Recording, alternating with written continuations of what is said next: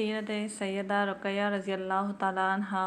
نام و نسب: حضرت رقیہ رضی اللہ تعالیٰ عنہا حضور نبی کریم صلی اللہ علیہ وسلم کی دوسری صاحبزادی ہیں اور یہ حضرت زینب رضی اللہ تعالیٰ عنہا سے چھوٹی ہیں۔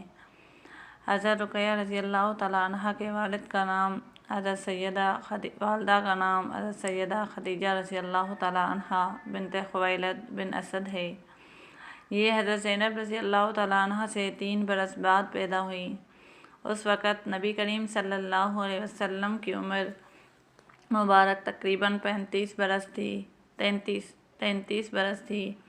ابتدائی حالات: حضرت رقیہ رضی اللہ تعالیٰ عنہا نے حضور صلی اللہ علیہ وسلم کی آغوش میں پرورش پائی۔ جب نبی کریم صلی اللہ علیہ وسلم نے اعلان نبوت فرمایا تو اس وقت حضرت رقیہ رضی اللہ تعالیٰ عنہا کی عمر 7 سال تھی۔ جب حضرت خدیجہ رضی اللہ تعالیٰ عنہا نے اسلام قبول کیا تو ان کے ساتھ آپ کی صاحبزادیوں نے بھی اسلام قبول کیا۔ قبل از نکاح سیدہ کا نبی کریم صلی اللہ علیہ وسلم نے اپنی بیٹی حضرت رقیہ رضی اللہ تعالیٰ عنہا کا نکاح اپنے چچا ابو لہب کے بیٹے عتبہ سے کیا تھا۔ اب رخصتی ہونا باقی تھی۔ جب نبی کریم صلی اللہ علیہ وسلم خاتم النبیین کے عظیم منصب پر فائز ہوئے، پیغمبر اسلام کے راستے میں رکاوٹ ڈالنے اور پیغام حق کے مقابلے میں کفر اور شرک کی اشاعت کرنے کی وجہ سے اللہ تعالیٰ نے وحی یعنی سورۃ اللحب کا نزول کر کے ابو لہب اور اس کی بیوی کی مذمت فرمائی۔ تو ابو لہب نے اپنے بیٹوں کو بلا کر کہا، اگر تم نے محمد کی بیٹیوں کو طلاق دے کر ان سے علیحدگی اختیار نہیں کی تو تمہارا میرے ساتھ اٹھنا بیٹھنا حرام ہے۔ دونوں بیٹوں نے حکم کی تعمیل کی اور دختران رسول سیدہ رقیہ اور سیدہ ام کلثوم رضی اللہ تعالیٰ عنہما کو طلاق دے دی۔ سیدہ رقیہ کا سیدنا حضرت عثمان رضی اللہ تعالیٰ عنہ سے نکاح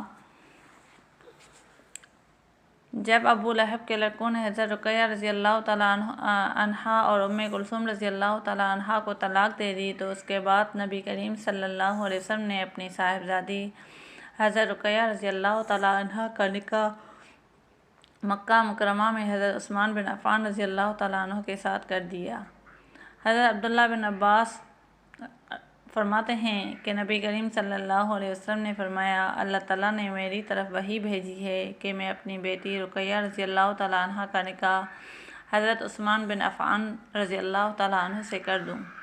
چنانچہ آپ صلی اللہ علیہ وسلم نے آپ کا نکاح حضرت عثمان رضی اللہ تعالیٰ عنہ سے کر دیا اور ساتھ ہی رخصتی کر دی۔ سیدہ رقیہ اور سیدہ عثمان رضی اللہ تعالیٰ عنہ کی ہجرت حبشہ۔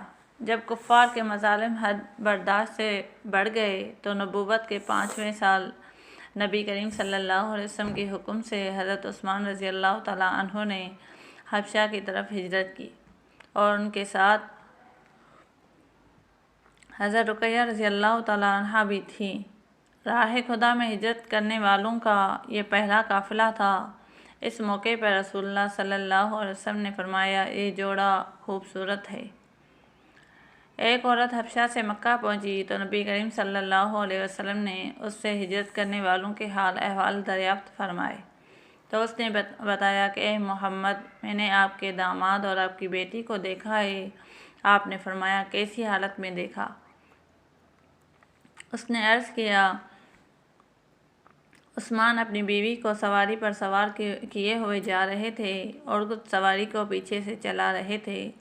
اس وقت نبی کریم صلی اللہ علیہ وسلم نے فرمایا، اللہ تعالیٰ ان دونوں کا مصائب اور ساتھی ہو۔ حضرت عثمان رضی اللہ تعالیٰ عنہ ان لوگوں میں سے پہلے شخص ہیں جنہوں نے حضرت لوط علیہ السلام کے بعد اپنے اہل عیال کے ساتھ ہجرت کی ہے۔ مدینہ کی طرف ہجرت۔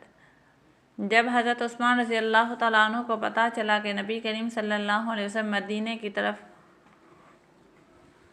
ہجرت فرمانے والے ہیں تو حضرت عثمان رضی اللہ تعالیٰ عنہ چند صحابہ کرام کے ساتھ مکہ آئے اور اسی دوران نبی کریم صلی اللہ علیہ وسلم ہجرت کر کے مدینہ تشریف لے جا چکے تھے۔ ہجرت حبشہ کے بعد حضرت عثمان رضی اللہ تعالیٰ عنہ نے ہجرت مدینہ کے لیے تیار ہو گئے اور اپنی بیوی حضرت رقیہ رضی اللہ تعالیٰ عنہ سمیت مدینہ کی طرف دوسری ہجرت فرمائی۔ حضرت رقیہ رضی اللہ تعالیٰ عنہ کی اولاد حبشہ کے زمانہ قیام میں ان کے ہاں ایک لڑکا پیدا ہوا جس کا نام عبداللہ رکھا گیا، جس کی وجہ سے حضرت عثمان رضی اللہ تعالیٰ عنہ کی کنیت ابو عبداللہ مشہور ہوئی۔ عبداللہ 4 سال کی عمر میں مدینہ منورہ میں انتقال ہوا۔ عبداللہ کا حضرت حضور صلی اللہ علیہ وسلم نے نماز جنازہ خود پڑھی، حضرت عثمان رضی اللہ تعالیٰ نے قبر میں اتارا۔ سیدہ رقیہ رضی اللہ تعالیٰ عنہ کی بیماری 2 ہجری غزوہ بدر کا سال تھا۔ حضرت رقیہ رضی اللہ تعالیٰ عنہ کو خسرہ یعنی دانے نکلے اور سخت تکلیف ہوئی۔ حضور صلی اللہ علیہ وسلم بدر کی تیاری میں مصروف تھے۔ نبی کریم صلی اللہ علیہ وسلم اور صحابہ کرام غزوہ میں شرکت کے لیے روانہ ہونے لگے تھے۔ حضرت عثمان رضی اللہ تعالیٰ عنہ بھی تیار ہو گئے۔ نبی کریم صلی اللہ علیہ وسلم نے ان کو خطاب کر کے فرمایا، رقیہ بیمار ہے، آپ ان کی تیمارداری کے لیے مدینے میں ہی مقیم رہیں۔ آپ کے لیے بدر میں شرکت کرنے والوں کے برابر اجر ہے اور غنائم میں بھی ان کے برابر حصہ ہے۔ سیدہ رقیہ رضی اللہ تعالیٰ عنہ کی وفات جب نبی کریم صلی اللہ علیہ وسلم غزوہ بدر میں شریک تھے، حضور صلی اللہ علیہ وسلم کی عدم موجودگی میں سیدہ رقیہ رضی اللہ تعالیٰ عنہ کا انتقال پر ملال ہوا۔ پھر ان کے کفن دفن کی تیاری کی گئی۔ یہ تمام امور حضرت عثمان رضی اللہ تعالیٰ عنہ نے سر انجام دیے۔ غزوہ بدر کی فتح کی بشارت لے کر جب زید بن حارث رضی اللہ تعالیٰ عنہ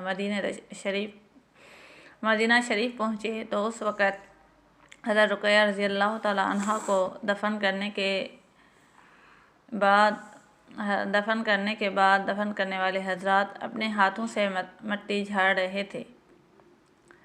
چند ایام کے بعد حضور صلی اللہ علیہ وسلم مدینہ پہنچے تو جنت البقیع میں قبر رقیہ رضی اللہ تعالیٰ عنہ پر تشریف لے گئے اور حضرت رقیہ رضی اللہ تعالیٰ عنہ کے لیے حضور صلی اللہ علیہ وسلم نے دعا فرمائی۔ ایک روایت میں ہے جب حضور صلی اللہ علیہ وسلم حضرت رقیہ رضی اللہ تعالیٰ عنہ کی تعزیت پیش کی گئی تو آپ نے فرمایا، الحمدللہ، اللہ تعالیٰ کا شکر، شریف بیٹیوں کا دفن ہونا بھی عزت کی بات ہے۔